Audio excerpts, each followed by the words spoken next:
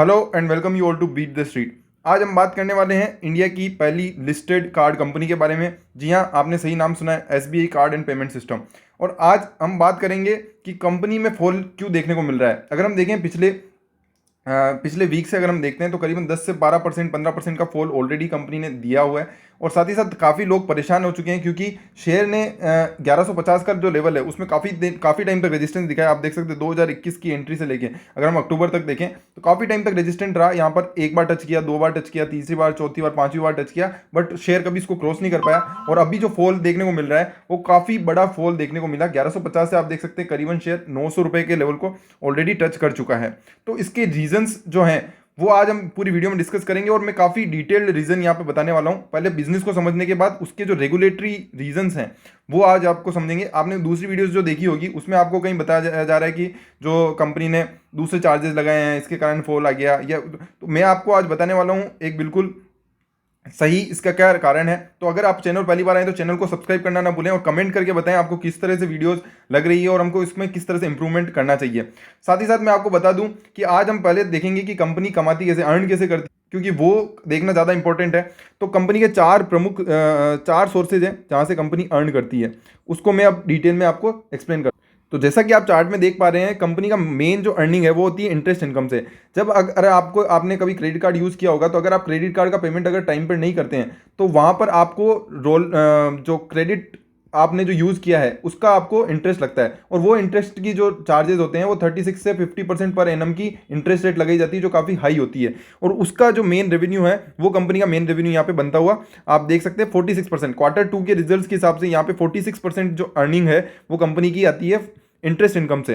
तो ये हो गई कंपनी की मेन अर्निंग। वहीं अगर सेकंड बात की जाए तो वो होती है स्पेंड बेस्ड फी। स्पेंड बेस्ड फी क्या होती है, अगर आपने एमडीआर नहीं सुना तो आपको मैं बता देता हूँ। मर्चेंट डिस्काउंट की जो यहाँ पर ये रेट होती है, मर्चेंट डिस्काउंट रेट जो होती है वो आरबीआई यहाँ पर डिसाइड करता है कि किस तरह से रेट होनी चाहिए। अगर हम इंडिया में अगर देखें तो डेबिट कार्ड और क्रेडिट कार्ड में दोनों में ही फीस लगाई जाती है। जब आप कार्ड स्वाइप करने जाते हैं, कभी भी आप वेंडर के यहाँ जाते हैं, दुकान पे आपने कार्ड जो स्वाइप करते हैं उसके यहाँ पर एमडीआर यहाँ पे फीस लगाई जाती है जो पीओएस मशीन पे आप यूज़ करते हैं। तो अगर हम डेबिट कार्ड की बात की जाए तो डेबिट कार्ड में यहाँ पे 0.6 से 0.75% तक यहाँ पर अलग अलग रेट्स लगाई जाती है। वहीं अगर क्रेडिट कार्ड की बात की जाए तो वहाँ पर 2 से 3.5% की एक बहुत ही ज़्यादा हाई फीस लगाई जाती है। तो ये देखना पड़ेगा कि इसका बहुत भारी इम्पैक्ट पूरी इंडस्ट्री पे देखने को मिल रहा था। तो आरबीआई का अभी जो रिसेंट जो मैं आपको बता रहा हूँ ना रेगुलेटरी कंसर्न है जिसके कारण यहाँ पे जो फॉल देखने को मिला है। तो अभी आरबीआई का डिस्कशन पेपर आया जिसमें कंपनी जो आरबीआई है वो यहाँ पर इस तरह की कंपनीज पे यहाँ पे लगाम लगाने वाली है कि 2 से 3.5% का जो आप चार्ज लगा रहे हैं वो काफ़ी हाई चार्ज है, उसको थोड़ा कम करना पड़ेगा या उसमें और डिस्कस किया जाएगा कि इसको किस तरह से कम किया जा सकता है, किस तरह से डिजिटल पेमेंट्स को और बढ़ाया जा सकता है ताकि इंडिया की जो इकोनॉमी है, जो पर कैपिटा यहाँ पे जो डिजिटल पेमेंट्स होते हैं वो काफ़ी कम होते हैं और दूसरी कंट्रीज के कंपैरिजन में। उसका भी मैं आज आपको चार्ट दिखाने वाला हूँ कि किस तरीके से यहाँ पे आरबीआई अपने डिस्कशन पेपर के थ्रू यहाँ पर चीज़ों को चेंज करने वाला है। तो इसके कारण यहाँ पर जो स्पेंडिंग फीस जो यहाँ पे 24% मिलती है, अगर वहाँ पर अगर आप मान लीजिए 10 से 20% का भी फॉल देखने को मिलता है तो करीबन अर्निंग में 8 से 13% का इंपैक्ट यहाँ पर देखने को मिल जाएगा। मतलब आपकी जो अर्निंग होगी, कंपनी जो 100 रुपये कमाती है तो वो 92 ही कमाएगी, क्योंकि कंपनी को इसको कस्टमर को या तो कस्टमर को पास ऑन करना पड़ेगा या मर्चेंट्स को दूसरे जो इंसेंटिव देती है उसको कम करना पड़ेगा। तो या तो कंपनी ये से कर सकती है, अगर कंपनी ऐसा नहीं करती है तो कंपनी के 8 से 13% का यहाँ पे अर्निंग इंपैक्ट देखने को मिल सकता है। अगर ये एमडीआर वाली जो चीज़ होती है, एमडीआर आई थिंक आपको अब क्लियर होगा, मेन जो रीजन है वो यही बताया जा रहा है। और साथ ही साथ एसबीआई कार्ड की मैं आपको बात बताऊं तो यहाँ पे उन्होंने अभी ईएमआई ट्रांजेक्शन पे यहाँ पे 100 रुपये की एक फ्लैट फीस लेना स्टार्ट कर दी है जो कहीं ना कहीं बहुत सारी चीज़ों को ऑफसेट करती हुई नजर आएगी और इससे अर्निंग अल्टीमेटली बढ़ेगी। यहाँ माना जा सकता है कि यहाँ पे थोड़े ईएमआई ट्रांजेक्शन कम होंगे, या आप कह सकते हैं कि 100 रुपये एक्स्ट्रा लग रहे हैं तो बहुत सारे लोग डिस्करेज होंगे। बट जो ट्रांजेक्शन आप मान लीजिए जो हम ईएमआई किसको करवाते हैं, जब हमारे पास 10-15 हज़ार 25 हज़ार 40 हज़ार या 1 लाख 2 लाख मतलब इतने बड़े ट्रांजेक्शन होते हैं जब उसको ईएमआई करवाते हैं तो आपको उस टाइम आपको 100 रुपये का ज़्यादा इतना बड़ा आई डोंट थिंक कि 100 रुपये इज बिगर थिंग। अगर आप 10 हज़ार 50 हज़ार का माल खरीद रहे हैं तो वो मेरे हिसाब से ज़्यादा बड़ा फैक्टर बनता नहीं है। मेन जो फैक्टर है वो यहाँ पे earning impact of RBI discussion paper है जो यहाँ पे बनता हुआ नजर आ सकता है। थर्ड चीज है वो सब्सक्रिप्शन बेस्ड फी होती है, जो एनुअल फीस हम देते हैं, एनुअल मेंटेनेंस चार्जेस एएमसी जो फीस होती है वो यहाँ पर सब्सक्रिप्शन बेस्ड फीस होती है जो हमेशा हर साल कंपनी को मिलेगी, रिकरिंग रेवेन्यू होती है। वहीं इंस्टेंस बेस्ड फीस और आपने जैसे ओवर टाइम चार्जेस हो गए या ओवर लिमिट चार्जेस हो गए तो वो यहाँ पर आपके 23% पार्ट कवर करते हैं। तो मेजर जो हमारा पूरा डिस्कशन है वो स्पेंड फीस पे आके अटक जाता है, क्योंकि वहाँ पर रेगुलेटरी कंसर्न है, आरबीआई अब यहाँ पर रूल्स लेके आने वाली है, तो कहीं ना कहीं वो पूरी इंडस्ट्री को ही कहीं ना कहीं इफेक्ट करेंगे। तो ये देखना होगा कि इसका कितना इंपैक्ट आता है। अभी तक एक्सपेक्टेशन लगाई जा रही है कि मोतीलाल ओसवाल के हिसाब से 8 से 13% का यहाँ पर इंपैक्ट देखने को मिल सकता है अर्निंग्स में।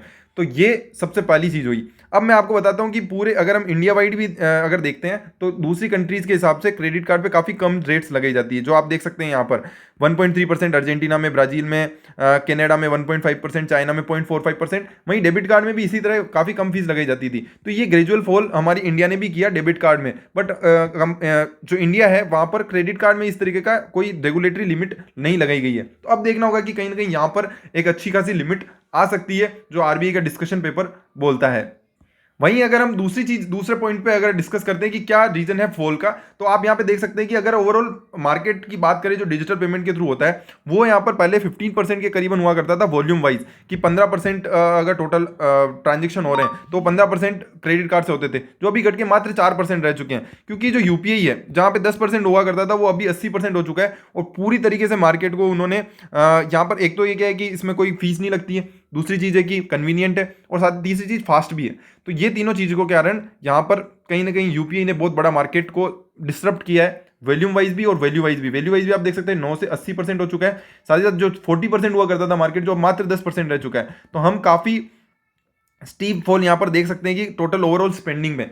ये चीज सिग्निफाई करती है कि जो इंडिया है वो किस तरीके से अपने यूपीआई के गेटवे में यहाँ पर कहीं ना कहीं आगे बढ़ चुका है। वहीं क्रेडिट कार्ड में यहाँ पे कहीं ना कहीं और चीजें यहाँ पे करने की जरूरत है, और नए तरीके से सोचने की जरूरत है, जो मेरे हिसाब से बीएनपीएल ने यहाँ पर और चीजें को डिस्टर्ब कर दिया है। तो बीएनपीएल आपको नहीं पता है तो मैं आपको बताता हूँ कि बाई नाउ और पे लेटर, आपने अगर अमेजोन या फ्लिपकार्ट पे अगर देख रहे होंगे तो वहां पे हर कोई अपना बीएनपीएल, इसको आजकल बीएनपीएल नाम दिया गया है, कि बाई नाउ आप अभी बाई कर लो और 1 महीने बाद पेमेंट करना।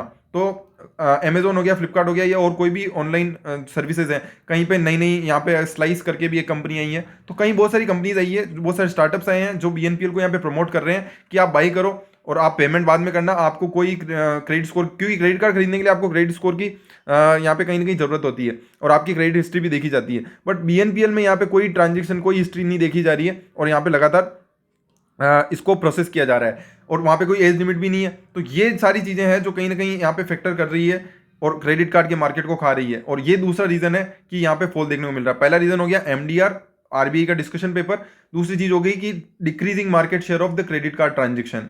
ये आपके सामने जो अभी चार्ट देखने को मिल रहा है, वो एक्सेंचर ने एक चार्ट बनाया है कि किस तरह से इंडिया के डिजिटल पेमेंट जो कर्व है वो यहाँ पर स्टेबलाइज किए जा रहे हैं। तो आप यहाँ पे देख सकते हैं कि जो इंटरनेशनल पेमेंट है, या आप कह सकते हैं ड्यूरेबिलिटी आप देख सकते हैं, वायबिलिटी यहाँ पे देख सकते हैं, वॉलेटिलिटी देख सकते हैं, और वल्नरेबिलिटी देख सकते हैं। तो वल्नरेबिलिटी की अगर हम बात करें तो केवल क्रेडिट कार्ड वल्नरेबल स्थिति में अभी इंडिया में देखने को मिल रहा है। वहीं अगर हम देखते हैं डेबिट कार्ड अभी भी काफ़ी वॉलेटाइल है, इंटरनेशनल पेमेंट्स में भी और रेमिटेंसेज में भी। वहीं अगर हम देखें कि कैश मैनेजमेंट और ट्रेड फिनेंस और चेकिंग अकाउंट्स में यहाँ पर ड्यूरेबिलिटी आ चुकी है। वहीं वायबिलिटी की बात करें तो मर्चेंट एक्सेप्टेंस और चेकिंग अकाउंट्स, डोमेस्टिक पेमेंट्स, ये सारी चीज़ों में वायबिलिटी आ चुकी है। बट सबसे ज़्यादा वल्नरेबल, मतलब कि सबसे ज़्यादा यहाँ पर प्रेशर में अभी क्रेडिट कार्ड देखने को मिल रहा है। तो ये भी काफ़ी बड़ा यहाँ पर अभी डिस्ट्रप्शन की अगर हम बात करें तो आने वाले टाइम में काफ़ी बड़ा डिस्ट्रप्शन क्रेडिट कार्ड इंडस्ट्री में आ सकता है, जो कहीं ना कहीं एसबीआई कार्ड को बहुत बड़ा इंपैक्ट करता है। क्योंकि अगर यहाँ से अगर आप मान लीजिए कस्टमर जाता है, क्योंकि देखो आज अमेजोन अगर प्रोवाइड कर रहा है तो मुझे अगर कोई क्रेडिट कार्ड कंपनी नहीं दे रही है, एसबीआई कार्ड ने क्रेडिट कार्ड नहीं दिया, तो मैं तो अमेजोन से माल खरीद रहा हूँ, वहीं पे ही अगर मेरे को 40,000 की लिमिट मिल रही तो देन इट इज़ मतलब मेरे लिए तो काफ़ी अच्छा है। और मैं फिर क्रेडिट कार्ड में माइट भी वहाँ पे अगर मेरी लिमिट बढ़ जाती है तो मैं क्रेडिट कार्ड यूज़ भी ना करूँ, क्योंकि हमारा मेजर जो यूज़ होता है क्रेडिट कार्ड का वो होता है हमारे ऑनलाइन ट्रांजेक्शन में। क्योंकि ज़्यादातर ऑनलाइन ट्रांजेक्शन और जो हमारी स्वाइप की जो मशीन होती है हम वहीं पर ट्रांजेक्शन करते हैं, तो वहाँ से कहीं ना कहीं यहाँ पे एक बहुत बड़ा चेंजेस आने वाले समय में देखने को मिल सकता है। और फिनटेक में कहीं ना कहीं कई नए प्रोडक्ट्स भी हैं जो यहाँ पर लाए जा रहे हैं स्टार्टअप्स के द्वारा, और वो भी यहाँ पे कहीं ना कहीं जो क्रेडिट कार्ड की जो स्पेंडिंग हैबिट्स हैं इंडिया की, उसको यहाँ पे चेंज करने के लिए आतुर है। तो वो कहीं ना कहीं एक बहुत बड़ा है तीसरा रीज़न कि ओवरऑल मार्केट में क्रेडिट कार्ड के यहाँ पे कई नए प्रोडक्ट्स आ चुके हैं जो क्रेडिट लेंडिंग्स को प्रमोट कर रहे हैं, और कई स्टार्टअप आ चुके हैं जो कहीं ना कहीं यहाँ पर ओवरऑल क्रेडिट मार्केट को गिरा रहे हैं।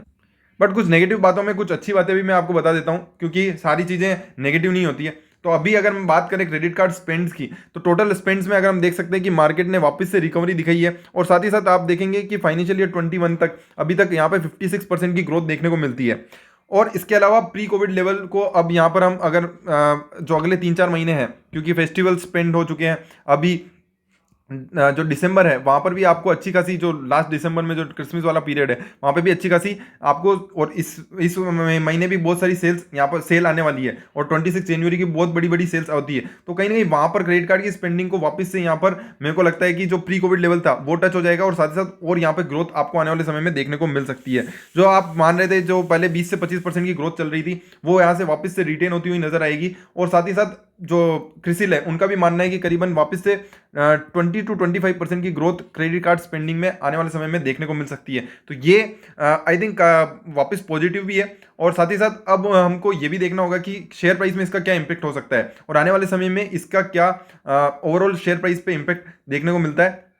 तो ये मैंने आपके सामने यहाँ पर ओपन किया है एसबीआई कार्ड का वीकली चार्ट, और एसबीआई कार्ड की वीकली चार्ट में आप देख सकते हैं कि यहाँ पे किस तरह से शेयर में बहुत बड़ा फॉल देखने को मिला है, और ये एक जो ट्रेंड लाइन है वो काफ़ी बड़ा सपोर्ट का काम कर सकती है आई थिंक फ्रॉम हियर। और अब यहाँ पर देखना होगा कि जो आरबीआई का डिस्कशन पेपर है वो किस तरह से यहाँ पर कितना, यहाँ पर 10% 20% का यहाँ पर क्योंकि धीरे धीरे उससे स्पेंडिंग को जो एमडीआर रेट है उसको कम करना होगा, तो उसका इम्पैक्ट तो अभी कोई मतलब हम एक्सपेक्ट ही कर सकते हैं कि उसका कितना इंपैक्ट आ सकता है एंडिंग में। तो 8 से 13% जो मैंने आपको बताया, मोतीलाल ओसवाल का भी वही करना है। तो अब यहाँ पर देखना होगा कि शेयर में मेरे हिसाब से काफ़ी बड़ा करेक्शन ऑलरेडी आ चुका है, और यहाँ पर काफ़ी अच्छा बेस भी बन चुका है। अगर यहाँ से हम देखें तो करीबन करीबन मेरे को लगता है कि एक और यहाँ पे सपोर्ट लाइन यहाँ पे हम ड्रॉ कर सकते हैं, जो करीबन 750 से 800 के बीच में होगी, और तो ये आपका सपोर्ट का काम करेगी 750 टू 800 वाली जो रेंज है। और मेरे को नहीं लगता कि इससे बड़ा और फॉल यहाँ पर आपको देखने को मिल सकता है। तो ये इस रेंज में शेयर वापस से यहाँ पर एक बार नीचे आके और वापस यहाँ से एक, मेरे को लगता है कि क्योंकि देखो ओवरऑल मार्केट तो बढ़ ही रहा है, क्रेडिट कार्ड का भी बढ़ रहा है, जैसे जैसे डिजिटल पेमेंट्स बढ़ रहे हैं क्रेडिट कार्ड का मार्केट भी बढ़ ही रहा है। बट आपको देखना होगा कि अब एसबीआई कार्ड इसको किस तरह से फोरे करता है, और जो ये 10-20% की जो अर्निंग की जो पोटेंशियल इनका यहाँ पे डाउन हो रहा है, और जो 100 रुपये इन्होंने ईएमआई के ट्रांजेक्शन पे लगाए हैं, उससे कितना मार्केट यहाँ पे आने वाले समय में बढ़ता हुआ नजर आएगा। जो मेरे को लगता है कि दोनों अगर आपस में ऑफसेट कर लेते हैं, और यहाँ पे मर्चेंट को या कस्टमर को थोड़ी इंसेंटिव्स कम करके अगर एसबीआई कार्ड यहाँ पे पास ऑन कर पाता है, तो कहीं ना कहीं वापस से यहाँ पे शेयर में एक मेरे को बढ़त देखने को मिल जाएगी। और वो मेरे को लगता है कि ये एक सही टाइम है, मतलब आपको अगर 800 से 900 के बीच में, 800 या 850 के बीच में शेयर देखने को मिलता है, 800 से 850 is a good buying range. अगर आपको यहाँ पे 33% एलोकेशन यहाँ पे आप कर सकते हैं, पहला एलोकेशन। वहीं अगर आपको 750 टू 800 भी आपको देखने को मिलता था, 30% एलोकेशन यहाँ कर सकते हैं। और फिर हम क्या कर सकते हैं कि फिर हम यहाँ पे कहीं ना कहीं एक अच्छे मेरे को नहीं लगता इससे ज़्यादा ड्रॉ डाउन यहाँ पर देखने को मिलेगा, क्योंकि यहाँ पे काफ़ी कम रिस्क है, वहीं यहाँ पे पोटेंशियल काफ़ी ज़्यादा है। और यहाँ पर अर्निंग और हमारी पर कैपिटा इनकम की जो ग्रोथ है as compared to other countries देखा जाए, तो क्रेडिट कार्ड का जो स्पेंड होता है पर कैपिटा इनकम के हिसाब से वो काफ़ी ज़्यादा होता है, इंडिया में काफ़ी कम है। और यहाँ पे इंडिया में जो ग्रोथ स्टोरी है वो तो हमेशा रहने ही वाली है। तो आपको कहीं ना कहीं यहाँ से अगर मैं आपको 6 महीने का भी टारगेट दूं, तो मेरे को लगता है कि 6 महीने में आपको अगर यहाँ से अगर आप बाई करते हो, मतलब 800 रुपये आपकी बाइंग रेंज है, तो भी अगर आपको 1200 रुपये का लेवल टच होता है 6 महीने के अंदर, तो भी इट्स ए वेरी गुड, मतलब 50% का आपको रिटर्न यहाँ पे 6 महीने के अंदर देखने को मिल जाएगा। और वो काफ़ी मेरे हिसाब से बड़ा रिटर्न मेरे हिसाब से हो सकता है। 6 महीने में 50% रिटर्न यहाँ पे आपको देखने को मिल सकता है। मतलब मैं 6 मंथली टारगेट दे रहा हूँ कि 1200 रुपये का टारगेट आपको 6 महीने में आ सकता है, मतलब जून तक। वहीं अगर हम बात करते हैं कि T2 की, मतलब कि आप 1 साल या 2 साल आप इसको होल्ड करना चाहते हैं, तो मेरे को लगता है कि यहाँ से पोटेंशियल बनता है, कंपनी आराम से आपको 1500 रुपये और 1500 से 2000 रुपये का टारगेट यहाँ पर दे सकती है। But I am going with the safe side, और 1800 रुपये का मैं टारगेट दूंगा फॉर अनदर 6 मंथ, और अनदर आप कह सकते हैं 1 साल के लिए। तो यहाँ से भी डबल होने का पोटेंशियल रखता है 1 साल में, क्योंकि अगर तो सबसे इंपॉर्टेंट चीज़ें हैं, 2 चीज़ें हैं। अगर ये टारगेट तभी अचीव हो सकता है जब एमडीआर को कंपनी पास ऑन कर पाती है। दूसरा जो ईएमआई के ट्रांजेक्शन है उसमें किस तरह से ग्रोथ देखने को मिलती है, क्योंकि ईएमआई के ट्रांजेक्शन आए दिन यहाँ पे बढ़ते हुए नजर आ रहे हैं, जो यहाँ पे कहीं ना कहीं चीज़ों को सही कर भी सकते हैं। तो यहाँ पर अब देखना होगा कि कंपनी अपने आप को किस तरह से, क्रेडिट कार्ड की स्पेंडिंग तो बढ़ी रही है, अब दूसरा चीज़ें यहाँ पर किस तरह से इनको सपोर्ट करती है। तो आई थिंक ये सपोर्ट लाइन यहाँ पे आपके लिए बनती है। और यहाँ पे टारगेट्स आपको मैंने ऑलरेडी बता दिए हैं। पहला टारगेट होगा 1200 रुपये का, दूसरा टारगेट होगा 1800 रुपये का। अगर मेरे हिसाब से आपको वीडियो पसंद आई है, आपने यहाँ तक देखी है, तो आप लाइक करें बिना न जाएं और सब्सक्राइब करें और कमेंट करके बताएं कि किस तरह से ये वीडियो आपको लग रही है और किस तरह का कंटेंट आपके लिए हम आगे लेकर आएँ। Thank you so much, bye bye.